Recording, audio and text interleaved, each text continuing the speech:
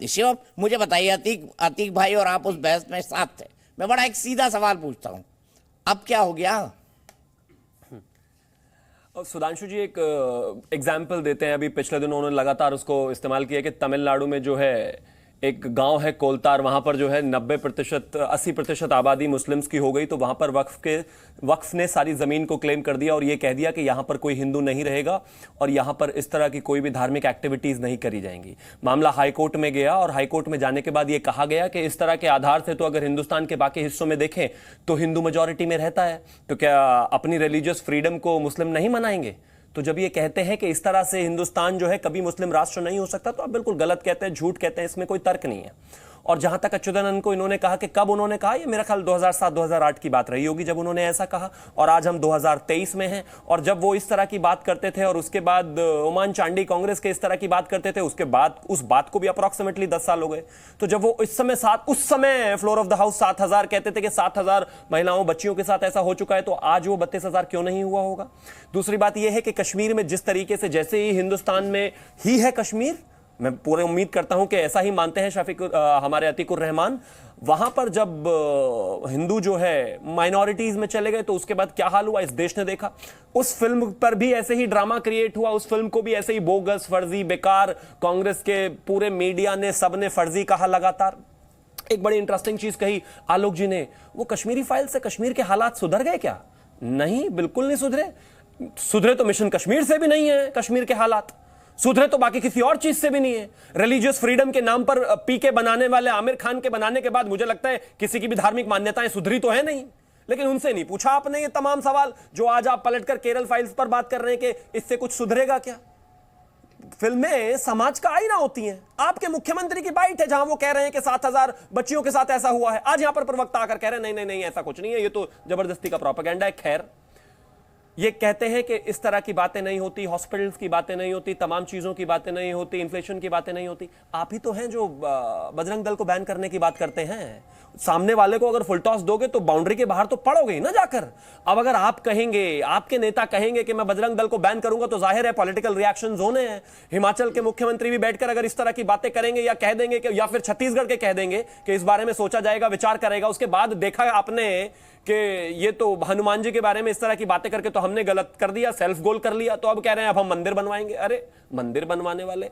और एक चीज बताइए, अगर राजीव जी ने दरवाजा खुलवाया ही था मंदिर का, तो फिर इस बात को एक्सेप्ट करते करते उनके बेटे को इतना समय क्यों लग गया? सर, आप वही तो है ना जो एफिडेविट देकर कहते थे कि राम सेतु काल्पनिक है। आप वही हैं जो, आपके ही नेता थे कपिल सिब्बल उस समय जब सुप्रीम कोर्ट पहुंच गए थे 2019 में, ये कहते हुए कि अभी राम मंदिर पर कोई फैसला नहीं आना चाहिए वरना 2019 के चुनाव पर इसका फर्क पड़ेगा। आप ही के राहुल गांधी है जो कहते थे कि मंदिर में जो लड़के जाते हैं वही बाद में लड़कियां छेड़ते हैं। आप ही के लोग हैं जो राम को काल्पनिक और पता नहीं क्या क्या हिस्ट्री है आपकी सारी। जिस आदमी ने भगवान श्री राम को नहीं माना वो कह रहे हैं कि आज हम हनुमान जी को मानेंगे। खैर, आप कितना ही कोर्ट के ऊपर लेकिन ये देश इस बात को समझता और जानता है कि आपकी विचारधारा क्या है।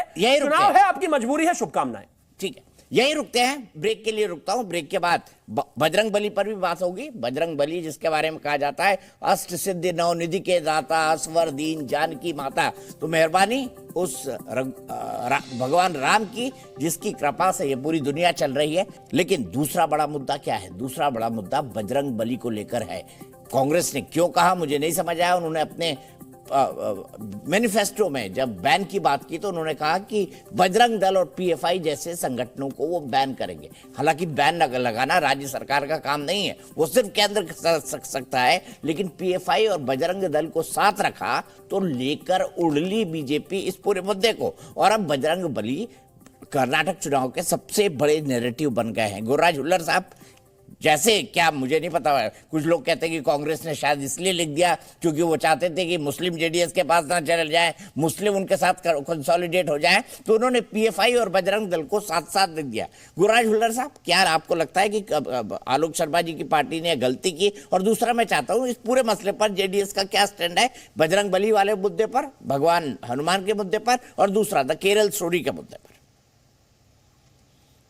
सर, पहले मैं ये बताना चाहता हूं कि दोनों के पास कोई मुद्दा नहीं है, कोई मुद्दा नहीं है। जब भी जनता दल का गवर्नमेंट आया है यहाँ पे, जो बोले हैं ना वो करके दिखाए हैं। और अभी 2 बार तो हमारे कुमार स्वामी जी ने सीएम बन गए थे, और जो बोले थे हम हमारे इलेक्शन के मैनिफेस्टो में जो था, जो किसान लोगों का हम लोन जो है वो माफ करेंगे, वो माफ कर दिए। और ऐसे बहुत सारे हमने कर दिए काम। इन लोगों के पास कोई मुद्दा नहीं है, क्योंकि वो कुछ किए ही नहीं। एक एग्जांपल देता हूं मैं, 2018 के इलेक्शन के टाइम में जब कैंपेनिंग चल रहा था, तब येडियुरप्पा जी ने बोले थे कि 30-35 साल पहले वाला जो प्रोजेक्ट के लिए हम लोग लड़ाई लड़ रहे थे, मतलब हम जो सत्याग्रह कर रहे थे वहां से लेके 2018 तक भी, और आज भी कर रहे हैं हम लोग सत्याग्रह। पूरे 4 डिस्ट्रिक्ट में होता है यहाँ पे, बेलगम, बागलकोट, धारवाड़ और गदग डिस्ट्रिक्ट में। और ये है महादाई रिवर का। हमारा क्या है, महादाई रिवर का जो मुद्दा है वो येडियुरप्पा ने बोला था कि बीजेपी गवर्नमेंट अगर सत्ता में आ गया, बीजेपी सरकार सत्ता में आ गया तो 24 घंटे के अंदर ये मुद्दा मैं खत्म करता हूँ। उस टाइम, और जब भी नहीं होता था तब बोलते थे कि नहीं, गोवा में कांग्रेस का है, महाराष्ट्र में कांग्रेस का गवर्नमेंट है। और अभी क्या है, ये प्रोजेक्ट के लिए 4 इंजन का सरकार है ना आपका। महाराष्ट्र में है, गोवा में है, और अभी कर्नाटक में भी है। अभी तो इलेक्शन होगा, बाद में देखते हैं। और सेंट्रल में भी था, है अभी सेंट्रल में। और 4 इंजन का सरकार 35 साल का एक प्रोजेक्ट, पीने के पानी का प्रोजेक्ट कंप्लीट नहीं कर पाए। उसके ऊपर कुछ भी ये इन लोग सॉल्व नहीं कर सके। ठीक है, जवाब ले लेते हैं आलोक शर्मा जी से। कांग्रेस का पास नहीं सर, एक मिनट सर, मैं आपको और एक बात बताता हूँ। ये बजरंग बली, हनुमान जी का वो सब ले रहे हैं ना। अभी देखिए हनुमान जी का बर्थ प्लेस कहाँ पे, अंजनाद्री। अंजनाद्री के पास एक कंपली नाम का एक विधानसभा क्षेत्र है। वहां का बीजेपी के अभ्यर्थी जो है, कैंडिडेट जो है, उनकी बीवी प्रचार के लिए जाती है और वहां पे एक घर में रोटी बनाती है। पेपर आप देख सकते हैं तो देख लो, 6 अप्रैल का पेपर है। वहां पे वो रोटी बना रही है और रोटी लकड़ी के चूल्हे पे बना रही है। वहां पे गैस नहीं है। जहाँ पे भगवान अंजनाद्री का जन्म हुआ, हनुमान का जन्म हुआ, वहां पे गैस नहीं है, चूल्हे में वो जला रहे हैं रोटी को। ठीक है, मैं लेता हूँ, इसका जवाब लेता हूँ। लेकिन सबसे पहले आलोक शर्मा जी, आप 35 सालों में ड्रिंकिंग वाटर की प्रॉब्लम नहीं सॉल्व कर पाए। और दूसरा सबसे बड़ा आरोप आप पर यह लग रहा है कि आपको पता है कि हनुमान जी का किष्किंधा पर्वत जो है वो कर्नाटक के अंदर है। अंजनाद्री जो है, जिसके बारे में अभी गुरुराज जी ने कहा, वो कर्नाटक के अंदर है। फिर बजरंग दल और पीएफआई को इक्वेट करना, टाइपिंग एरर तो हो नहीं सकता है। आप मुस्लिम वोटों के ध्रुवकरण के लिए तो ये कर रहे थे ना आलोक जी। देखिए, मुझे लगता है कि जो लोग बजरंग दल की तुलना बजरंग बली से कर रहे हैं, या तो वो मूर्ख हैं या वो दूसरों को मूर्ख समझते हैं। बहुत सिंपल सी बात। अरे सर, हर पॉलिटिकल पार्टी नमक मिर्ची लगा के बोलती है, आप भी बोलते हैं। तो उन्होंने बजरंग दल को बजरंग बली बना लिया। अब आप सफाई देते फिर रहे, अब आप कह रहे हैं मंदिर बनवाएंगे। दीपक जी, हम सफाई नहीं दे रहे हैं, हम तो साफ कह रहे हैं कि एंटायर पॉलिटिकल साइंस का ही विद्यार्थी ऐसा कर सकता है, बाकी नहीं कर सकते हैं। जिन्होंने स्कूलिंग भी की होगी ना, वो बजरंग दल को बजरंग बली नहीं मानते।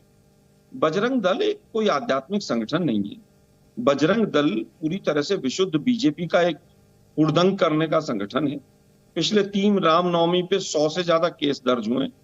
और इनको अगर ज्यादा नहीं पता है तो वो ज्योतिरादित्य सिंधिया जी बैठे हैं वहां, उन्होंने तो बताया था पूरा डिटेल कि कैसे आईएसआई के लोग जो है बजरंग दल से जुड़े हुए हैं और तमाम इंफॉर्मेशन दे रहे हैं। और पैसा मैं आपको पकड़ रहा हूं आपकी बात को, मैंने बिल्कुल आपको फ्री हैंड दिया। आपने कहा हुड़दंगी संगठन। अब हुड़दंगी संगठन को आतंकी तो मत बनाइए आलोक जी। देखिए, मैंने आतंकी तो नहीं कहा। नहीं, आपके नेता तो यही जता रहे थे ना। जी न्यूज़।